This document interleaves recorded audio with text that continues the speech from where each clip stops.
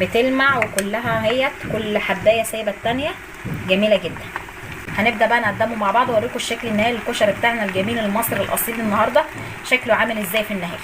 ادي زي ما احنا شايفين، ادي الكشري بتاعنا اهو، شايفين ما شاء الله الشكل والالوان جميل جدا.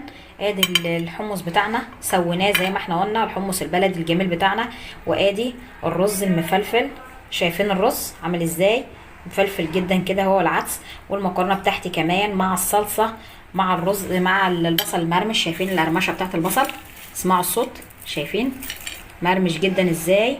وادي الشطه بتاعتي لونها بعد ما تقلت ازاي، وادي الدقه بتاعتي لونها الجميل، وادي الصلصه. يا رب يكون فيديو النهارده عجبكم، ما تنسوش تدعمونا بالاشتراك في القناه وتفعيل الجرس عشان يوصلك كل جديد. ولمزيد من الفيديوهات نشوفكم في فيديو جديد، والسلام عليكم ورحمه الله وبركاته.